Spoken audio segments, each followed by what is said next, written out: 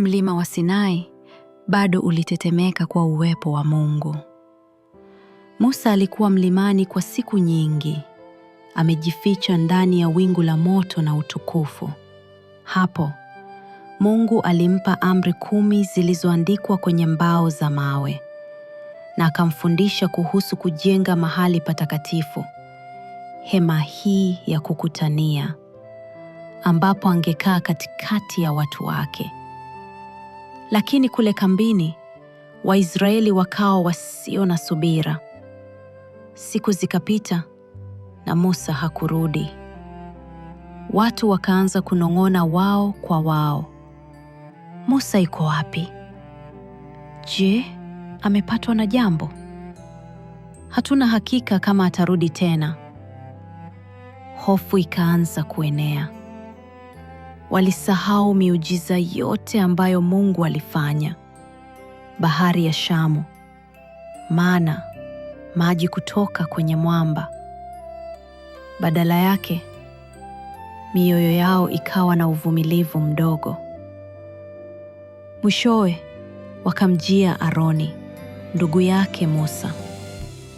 Tutengenezee miungu itakayotuongoza, walidai. Kwa habari za huyo Musa aliyetutoa Misri, hatujui kilichompata. Aroni akasita, lakini watu wakamsukuma. Hatimaye akawaambia, nileteni pete za dhahabu kutoka kwa wake na watoto wenu. Watu wakafanya haraka kuvua vito vyao. Aroni akayeyusha dhahabu hiyo kwenye moto na kuunda ndama wa dhahabu. Watu walipouona wakashangilia kwa furaha. Hawa ndio miungu yenu, enyi Israeli, waliowatoa Misri. Wakajenga madhabahu mbele ya ndama, wakatoa dhabihu na kuanza kusherehekea. Kicheko na kelele zikatanda kambini, lakini furaha yao haikuwa takatifu, ilikuwa dhambi. Juu ya mlima, Mungu akaona yote. Sauti yake ikamungurumia Musa, shuka chini, kwa maana watu wako wamejiharibu. Wameacha haraka amri zangu, wametengeneza ndama wa dhahabu na kuuabudu. Niache nipate kuwaangamiza kwa hasira yangu. Moyo wa Musa ukavunjika, akaanguka mbele za Bwana na kusihi, Bwana, usiwaangamize watu wako. Uliwatoa Misri kwa nguvu kuu. Wamisri watasema nini ikiwa utawaangamiza? Kumbuka Ibrahimu, Isaka na Yakobo, ambao uliwaapia kuwapa nchi hii. Tafadhali geuka kutoka kwenye hasira yako na usamehe watu wako. Bwana akasikia, na kwa rehema yake kuu akajizuia. Musa akachukua mbao za mawe na kushuka haraka mlimani. Alipokaribia kambi, akaona ndama na watu wakicheza. Uso wake ukaungua kwa hasira.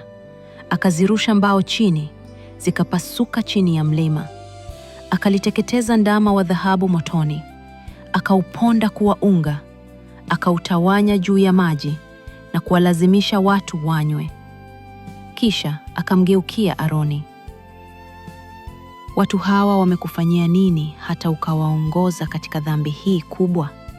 Aroni akajaribu kujitetea, unawajua watu hawa, wana nia mbaya. Walinipa dhahabu yao, nikaipiga motoni, na tazama, ndama huyu akatoka. Musa akatikisa kichwa. Watu walikuwa wamefanya dhambi kubwa, lakini Mungu bado alikuwa Mungu wao. Siku iliyofuata, Musa alipanda tena mlimani. Kwa machozi aliomba, Bwana, watu hawa wamefanya dhambi kubwa, lakini sasa tafadhali wasamehe. Kama sivyo, basi niandike mimi nje ya kitabu chako ulichoandika. Bwana akajibu kwa rehema, yeyote aliyenitenda dhambi nitamshughulikia. lakini wewe nenda uwaongoze watu mpaka nchi niliyowaahidi. Malaika wangu atakwenda mbele yako. Musa akajenga hema nje ya kambi, hema ya kukutania. Kila mara alipoingia humo, nguzo ya wingu ilishuka, na Mungu akazungumza naye uso kwa uso, kama rafiki azungumzavyo na rafiki yake. Siku moja Musa akaomba, Bwana, kama huendi pamoja nasi, usitutoe hapa. Watu watajuaje kwamba unaridhika nasi ikiwa hutaenda pamoja nasi? Hatutaweza kupiga hatua moja bila wewe. Bwana akajibu, uwepo wangu utakuwa pamoja nawe, na nitakupa pumziko. Kisha Mungu akafanya jambo la ajabu. Akamwambia Musa achonge mbao 2 mpya za mawe.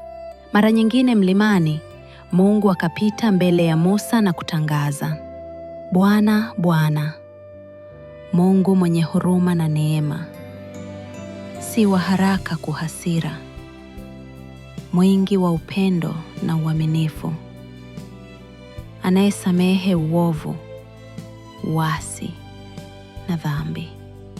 Musa akainama chini na akaabudu. Moyo wake ukajaa amani. Watu walikuwa wamefeli, lakini rehema ya Mungu ilikuwa kubwa kuliko dhambi yao. Musa aliposhuka tena, uso wake ulitoa mwanga mkali wa utukufu wa Mungu, hata watu hawakuweza kumtazama moja kwa moja. Aliufunika uso wake kwa kizio alipoongea nao, na mikononi mwake kulikuwa na mbao mpya za amri 10. Agano la Mungu likiwa limefanywa upya. Na watu walifanya kosa kubwa kwa ndama wa dhahabu, lakini hata hivyo Mungu aliwasamehe na kuwapa nafasi nyingine. Hivyo ndivyo anavyowapenda watoto wake.